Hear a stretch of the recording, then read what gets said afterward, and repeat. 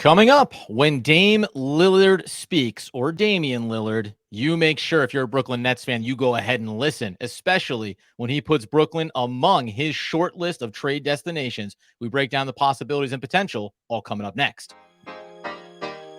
You are Locked On Nets, your daily Brooklyn Nets podcast. Part of the Locked On Podcast Network, your team every day.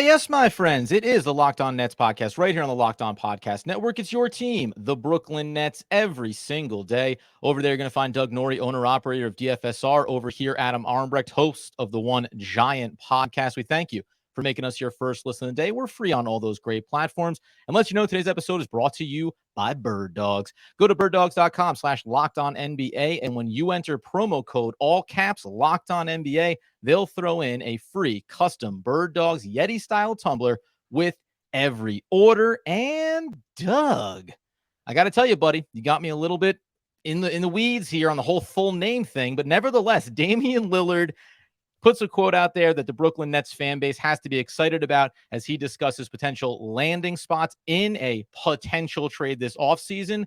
What level of excitement are you bringing into this?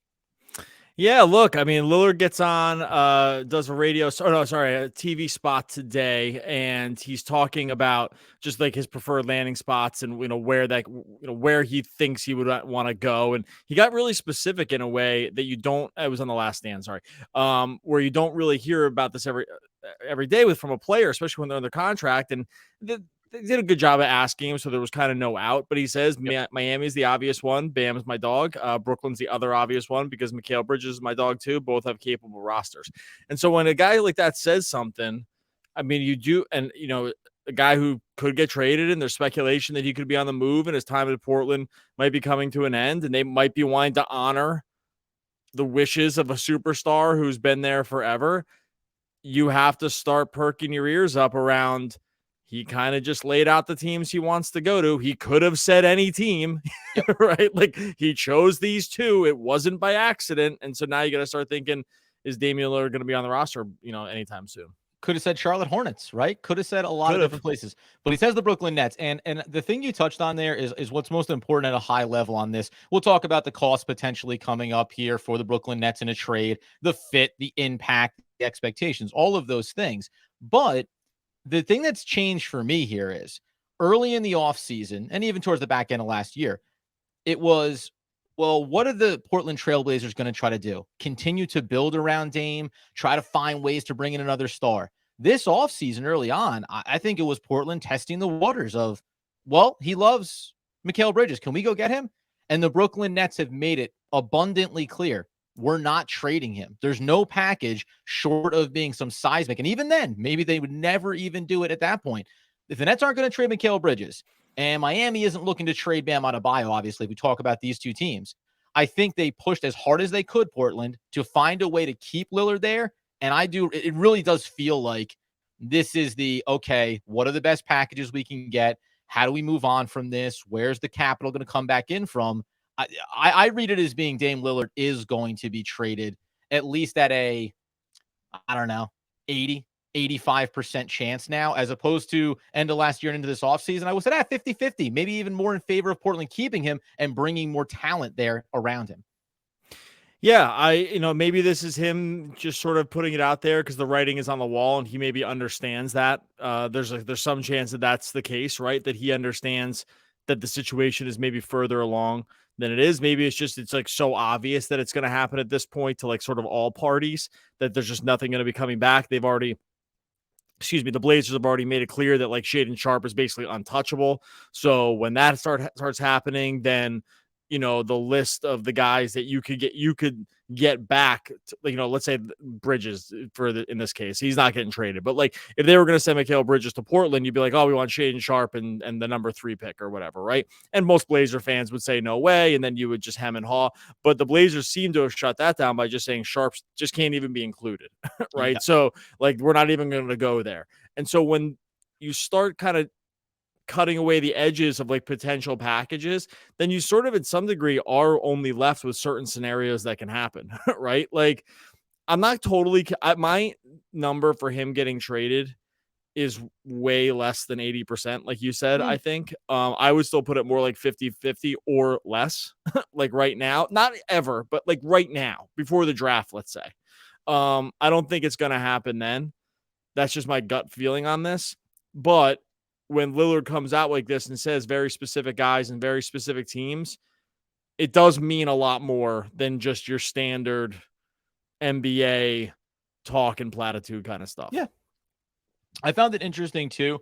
So, because when we think about going after a move like this, should the Brooklyn Nets be all in on a move like this? Because I think it's easy to all of a sudden get excited. Damian Lillard likes Mikal Bridges, puts the Nets on his list. We're comparing it to Miami. Miami would have to do a lot more legwork in order to create the kind of space and probably shed a lot more that maybe Damian Lillard looks at that and says, is that his quality or roster? Obviously, it's not too hard to look at the playoffs and where Miami is right now, the NBA Finals, and feel like it's a more viable option. But is this an all-in type of move? Because we talked about Dame across the course of this summer in different instances. Is this an all-in type of opportunity for the Brooklyn Nets in your mind? I would not do this. I'm going to be on record right now. Okay. And what's going to happen is I'm fine getting quoted on this and having it stick with me. I am going to give one caveat and say, okay, if he were to get traded now, the team would be exponentially more fun to watch next year than it would be if he didn't get traded. So I want to be really clear about that. Like, if they did it and this was the situation, obviously it would be more fun to watch. He's like a great player.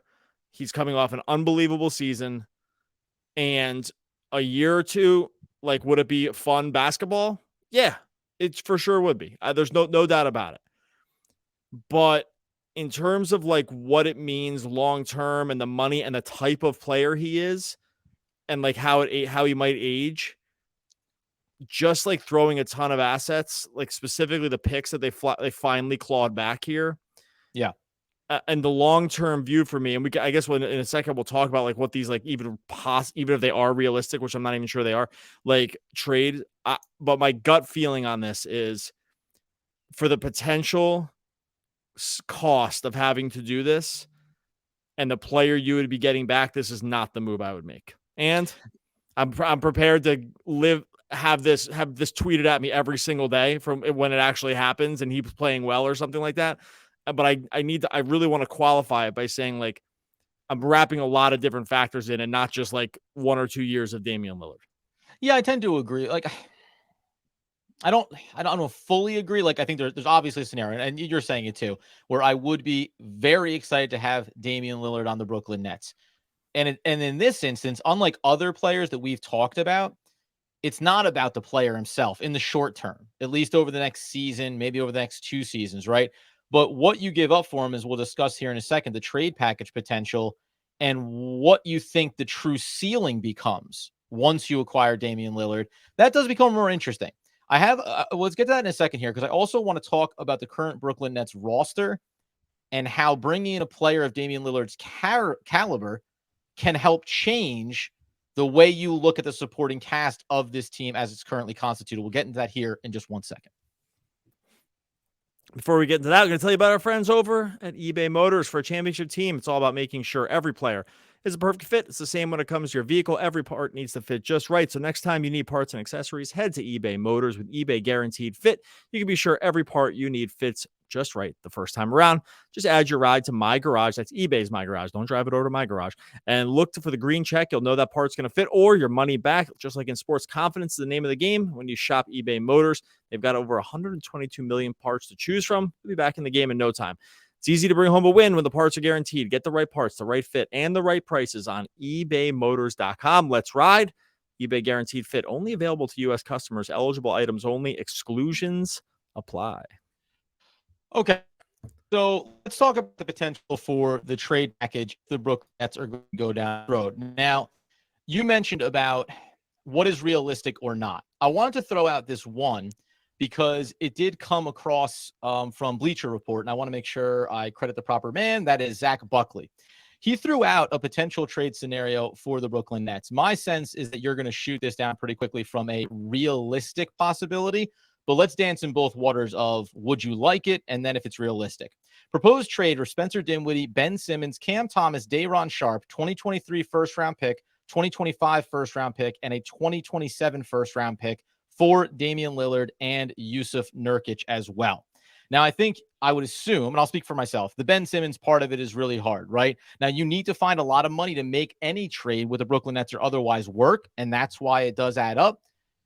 Does the 3 first-round picks, is that what would hold you up in a scenario like this? Because none of the players inside of that package are really going to bother me in terms of sending them out the door. I mean, would I do this? You're asking, would I do that trade? Just read it back one more time, just because there's a lot of pieces in there. I just want to make sure everyone got it. Read it back real quick, and then I'll respond. Spencer Dinwiddie, yep. Ben Simmons, Cam Thomas, Day'Ron Sharpe, 2023 first, 2025 first, 2027 first, Damian Lillard, Yusuf Nurkic. Okay, so right. So my question here, and my question for almost all these scenarios is going to be like, for what? You know what I mean? Like, because I think unloading these picks to start, right, is problematic if you're looking at this thing kind of long term. I think that's always going to be sort of a problem. 2, Nurkic doesn't make you better, so that's almost, it's not as bad as getting Simmons back, sending Simmons out for sure, because Nurkic is better, but like, he's not very good, and the injuries are a problem. And it doesn't appear as if he's going to age gracefully, right? So like, you're just kind of left on. 3 years left on his deal. That's what I mean. Like, you're not getting. I don't think you're getting anything by getting Yusuf Nurkic back. Is it like a massive price to pay? No. Like when we think about the Rudy Gobert price and even like the DeJounte Murray price, that's not too far off from what those guys got. I would say it's probably less than what they got for Gobert, right? Mm-hmm. And so, I think from that standpoint, you're feeling like, okay, well, we claw back a lot of these picks. Worst case scenario is we flip Dame in 2 years for like 1 pick or something like that. If we can make the contract work out, maybe the contract's such an albatross at that point that it's really, really problematic. I'm not really sure. This one's like close because it doesn't feel like the Nets are giving away so much. They're definitely not giving it away much that you would worry about in players. Right. Again, I think you have to attach more picks anytime you throw Simmons into the contract because that's just a negative asset. Like you're not getting anything. So I know I sound like a big downer on this stuff. And I think my gut here is that this is not what a lot of fans want to hear, but I just can't help it. Like, I just don't think this is the right franchise move. It's going to be, talk me into it. Like, I think you like this idea better than I do. So talk me into why this would be a good idea. Yeah, I think so. I mean, I agree with you mostly on Nurkic. I know that I've talked about him before as being, hey, he does certain things that you can like. The injuries are a really big concern. It's still 3 years on the contract. The number escalates from 16 up to north of 20. So there's things there that you don't necessarily love, but that does fold into a timeline around where Mikal Bridges and Cameron Johnson, when they re-up him, all these players will kind of be on that same timeline to take a look at this. And if it doesn't work out, you start to move off these players like you mentioned. The other thing that I would say is, and I know that every Nets fan has debated the Ben Simmons piece of it.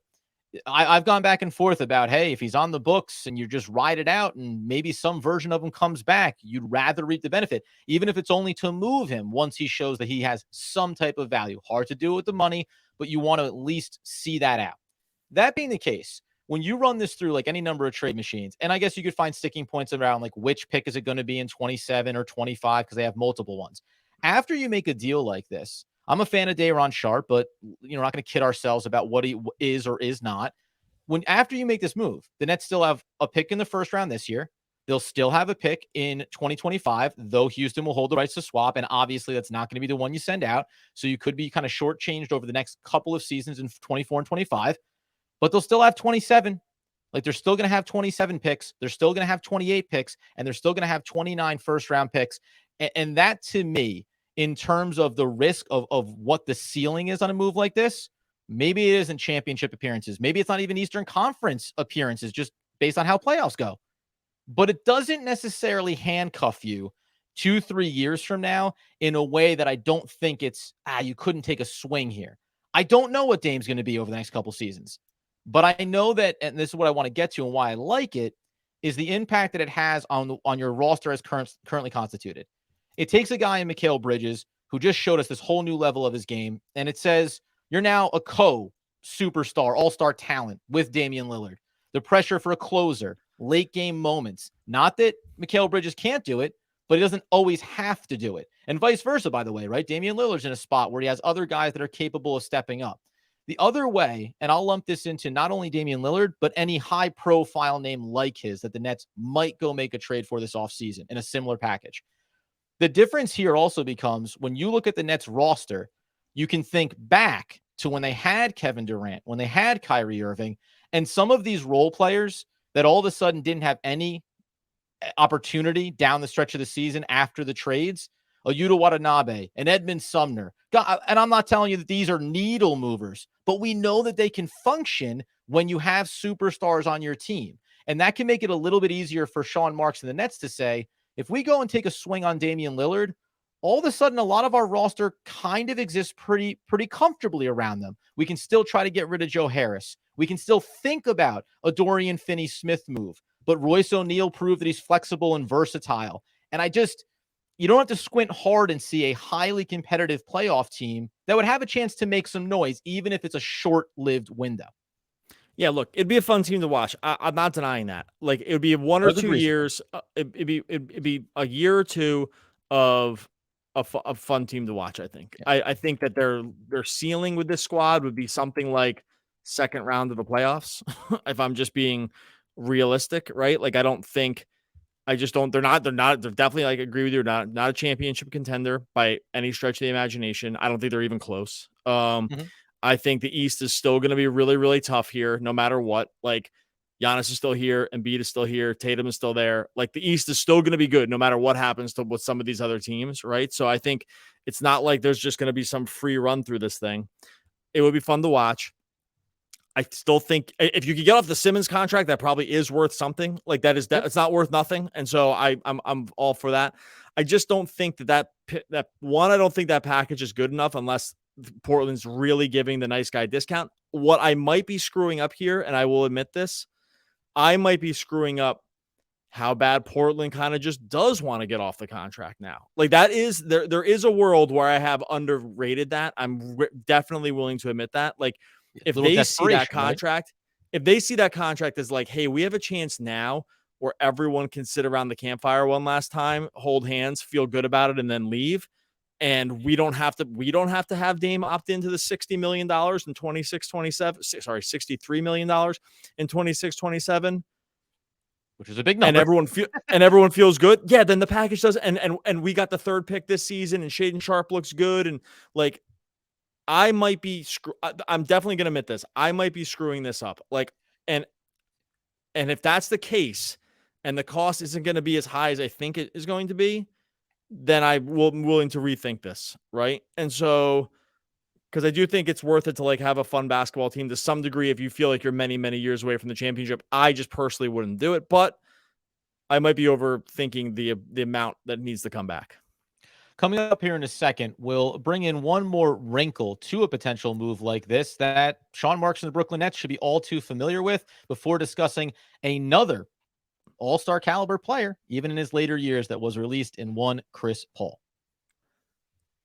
All right, before we get to that, got to tell you about our very, very good friends over at Bird Dogs. I am wearing the Bird Dogs right now. I'm going to screw up my whole chair here if I try to stand up to show you, and you're going to get a full eyeful, but here's all you need to know. Bird Dogs came in the mail about 2 weeks ago. I want to say that there's been 7 to 9 total hours in that time I've not been wearing the Bird Dogs. These are easily the best shorts I've ever worn. The stretch khaki shorts, designed to fit like pretty much slimmer through the thigh and leg, gives you that truly sculpted look. And when you're giving me the sculpted look, you know it's working. They do the exact same thing as Lululemon, but fit way better. The fit better than regular shorts. Point stop. I mean, that one's an easy call. There's no stiffness. There's no restriction. You can move really, really easily. Get outside and be active, come inside and hang out. Bird Dogs has you covered. You're also, if you order a Bird Dogs right now, you're going to get a free gift tumbler that is that one's just worth it on its own, basically, to make the order. All you got to do is go to birddogs.com/LockedOnNBA, enter the promo code LockedOnNBA for a free Yeti style tumbler with your order. That's birddogs.com/LockedOnNBA for a free Yeti style tumbler. You don't want to take your Bird Dogs off. We promise you, and I can promise you too, go to birddogs.com/LockedOnNBA. Okay, so the one last note just on the Damian Lillard front and what could be a potential target for the Brooklyn Nets. First off, a Yusuf Nurkic contract. The Nets would go ahead and use the TPE, bringing in that number there, which isn't insignificant because it does at least give some opportunities for the Nets to continue to improve this roster, which I think it does become interesting. What would the Nets do if a move like this happened? What's the next thing the Brooklyn Nets do? Because in this scenario, remember, you're bringing in Damian Lillard, but you are sending out Spencer Dinwiddie, at least in this iteration of it. Me personally, I'd say, why don't you take Joe Harris? We'll keep Spencer Dinwiddie. And maybe there's a world where Sean Marks, plays hardball there, and that also changes it. But then you're going to have to find the backup point guard. You're going to have to continue to build out this roster. But the other thing is, the Nets just went through a superstar era that didn't pan out and did the right thing, at least by Kevin Durant, and said, hey, you want to go to Phoenix? We're going to send you to Phoenix. And I do think that does play a factor here. And it maybe makes the case for you of this being a bit too much or maybe a bit too soon and being a little bit risk adverse in this moment. It's big money. It's big money on the books. It ramps up expectations again. The fan base will immediately say, you have Damian Lillard. This is a win now team. You need to make the next move to get over that hump. And whether or not they make a run even close to sniffing the Eastern Conference Finals, I don't think the championship appearance would be in this team's future as currently constituted.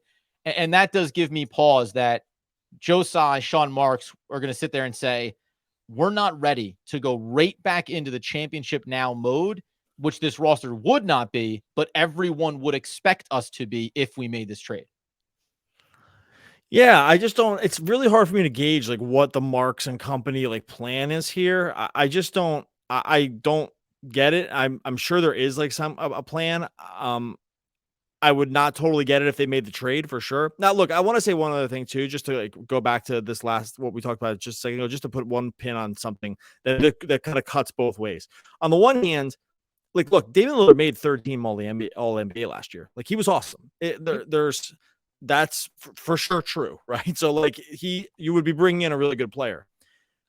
I also don't think it's realistic to think that like the Nets can just unload all their bad problem contracts to get a third team All NBA player. This is like where this starts to break down a little for me here, right? Like the Joe Harris contracts and the Ben Simmons contract. You go ahead. I was just going to say, like, I don't know. I guess not to, I'm submarining your question here because I'm bringing it back to this other thing. I just kind of thought this was the other part that was like, sort of has been worming around in my brain as a problem with this whole thing is that like the Nets have no problem in the Nets trade scenarios. We have no problem just chucking in every contract we've hated to see for the last 2 years, like into the trade and expect to get it done for a third team All NBA player. Anyway, sorry. So what you were saying about the roster, I know I kind of cut that off, but I was having trouble formulating what exactly was some of my sort of like disconnect about some of this talk. Yeah, I just and again, like, see, because on this front, and you've acknowledged it, and I roll around on this a little bit. It's through 26-27 with Damian Lillard. Like 63 million in 26-27 is a bad contract no matter what player you are, no matter what caliber you're playing to. So I agree with you that, yeah, throwing in the bad contracts, the Joe Harris one, take that off the table. I don't think, like, is Spencer Dinwiddie a great contract? No, it's not a terrible contract, and it's a movable one when it comes to the deadline if you're the Portland Trailblazers. Like, the Nets are also probably sending maybe another first-round asset there. Cam Thomas, young guy, low money. Whether or not Day'Ron Sharpe has a high ceiling in the NBA going forward, he's at least a guy that you can run for some level of minutes out there on the floor. So really the albatross is the Ben Simmons one. And I guess if you're Portland in this instance, you're weighing the long-term potential of what happens with Damian Lillard going into $63 million a couple of years down the line versus just being off the books of Ben Simmons, for better or worse, whether he never sees the court for you at all. You are only 2 seasons away from being done with that and being clear of the money for a team that has a lot of young talent and can push in that direction. So yeah, like you save yourself $120 million for just the 2 extra years of Dame if you think it's not going to age well. Right. In terms of the net side of this thing going forward, and then we'll just talk CP3 here a little bit. But look, the roster, it could probably just shape up really any way you wanted. They would have Lillard, Bridges, Cam Johnson. They'd have Nick Claxton. I'm sure like maybe Portland asked for Claxton back here. Like that would probably be something that'd be where I would start also. I'd want him back. Right. Like if we're starting to get realistic about guys that need to come through the door. And I think could be cascading problems. I think the roster would be super fun to watch. I think it'd be a decent playoff team, and they wouldn't get swept in the first round, right? And I'm having trouble not thinking about 3 years from now, right? And by the way, last thing, and the worry that I've always had about this Nets team is that they look at the fact that they don't have their picks and they want to just try to be good, and they're willing to sell off other future assets and make bad decisions just because so the Rockets thing doesn't look worse. I'm always in the back of my mind, always a little worried about that being part of their decision-making, which it should not be anymore. Right. You cannot be informed by past mistakes or past regrets. I will say too, this is how razor thin it is for me. Cause you tell me you want Nicholas Claxton, I start pumping the brakes pretty aggressively just because I want to keep some of these young talents that I really believe in for the Brooklyn Nets so that beyond whatever you try here, you don't also damage the long-term future. Last note before we get out the door here then is this is not a footnote. Chris Paul, going to go down as one of the all-time greats at the point guard position in the NBA. Gets released by the Phoenix Suns. They shed certainly an amount of money there. I'm a little bit surprised, obviously, just because that roster and what they didn't achieve in the playoffs after making the trade for Kevin Durant, they have a lot of work to do there. I bring him up because give me your thoughts on him being released, but also we had talked about a Russell Westbrook before. Does Chris Paul have at the right price point short-term value for the Brooklyn Nets to come in and be that guy, like the old school traditional point guard that he has always been built as? That seems like something that could be very attractive for the Nets if the price was right. Yeah, I don't think the Nets would be in for him. I do actually think my first reaction to this, I was very surprised. They're going to probably stretch the $15 million over the next 2 years out. So it's not all dead money, but they're definitely taking a cap hit. They have nothing for next year. They have Booker, Durant, Ayton, Shamet, Cameron Payne. That's literally those are the 5 guys they have under contract for next season. Like they got nothing. So when you say they have a lot of work to do, I mean, they have all the work to do. They're going into that veteran minimum and all that stuff the way it was a few years ago for superstar, big conglomerate teams, but they don't have even the starting lineup that I think is good enough to then be able to fill out with spare parts. They're in a bad spot. I also wondered immediately what the Chris Paul thing did to the Damian Lillard market, because if you are a team that could talk yourself into needing a point guard or something like that, like the price for Paul will be significantly lower. And he's already said he wants to keep playing. Since the Chris Haynes thing came out, he's already said, like, I have a couple more years left in me. So I wondered if some of these other teams that could have maybe talked themselves into like Lillard putting them over the top or whatever, even if Lillard would have entertained even going and getting traded there.